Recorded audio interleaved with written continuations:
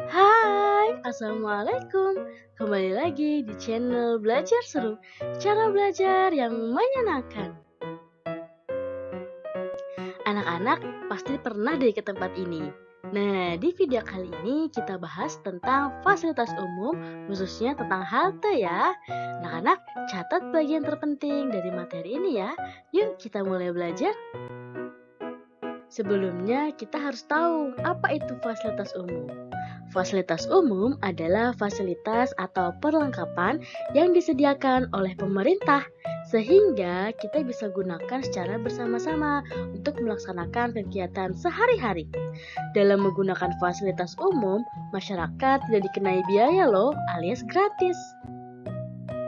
Fasilitas umum itu banyak sekali jenisnya, seperti jalan raya, tempat ibadah, terminal, stasiun, pasar, taman bermain, minimarket, taman kota, bandara, dan halte. Kita bahas yuk beberapa fasilitas umum yang sudah kita sebutkan tadi. Yang pertama ada terminal. Terminal merupakan tempat terakhir pemberhentian transportasi umum seperti bus, angkot, dan lain sebagainya.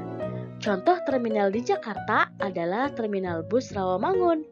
Anak-anak udah pernah ke sini belum? Yang kedua ada stasiun. Stasiun merupakan tempat pemberhentian kereta untuk menaikkan atau menurunkan penumpang dan barang. Contoh stasiun di Jakarta yaitu stasiun Jatinegara atau stasiun Jakarta Kota. Anak-anak sudah pernah ke sini juga belum? Yang ketiga ada pasar. Pasar merupakan tempat menjual dan membeli barang seperti sayur, buah, alat elektronik, dan lain sebagainya. Contoh pasar bisa dilihat pada gambar ya. Itu adalah pasar apung yang berada di Kalimantan. Mereka menjual sayur dan buah di atas perahu. Yang keempat ada taman kota. Taman kota berada di dalam kota dengan berbagai fasilitas seperti taman bermain, ruang terbuka hijau, dan lain sebagainya. Contoh taman kota adalah Taman Suropati. Anak-anak udah pernah belum ke Taman Suropati? Selanjutnya kita akan fokus ya untuk membahas fasilitas umum halte. Seperti apa ya halte itu? Yuk kita bahas. Anak-anak udah pernah belum ke halte? Kalau belum, kita bahas yuk tentang pengertian halte. Halte merupakan tempat pemberhentian sementara kendaraan bermotor umum untuk menaikkan dan menurunkan penumpang.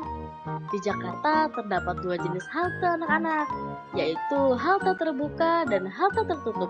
Seperti apa ya haltenya? Nah, ini dia anak-anak, contoh dari halte terbuka. Halte terbuka biasanya dikenal dengan nama halte biasa. Halte ini berada di pinggir jalan, tepatnya di kiri jalan. Halte ini biasanya digunakan oleh angkot, metro mini, atau bus kota yang ingin menurunkan atau menaikkan penumpang. Sedangkan halte tertutup digunakan pada halte Transjakarta. Halte Transjakarta berada di tengah jalan. Untuk menuju halte ini, kita harus melalui jembatan penyeberangan ya. Tadi kita sudah bahas tentang halte dan juga terminal. Lalu apa ya bedanya antara halte dan terminal? Yuk kita cari tahu. Jadi, perbedaan antara halte dan terminal yang pertama terletak pada posisinya. Halte berada di pinggir atau di tengah jalan raya, sedangkan terminal berada di tempat khusus karena penumpang bus di terminal memiliki tujuan tertentu, seperti pergi keluar kota.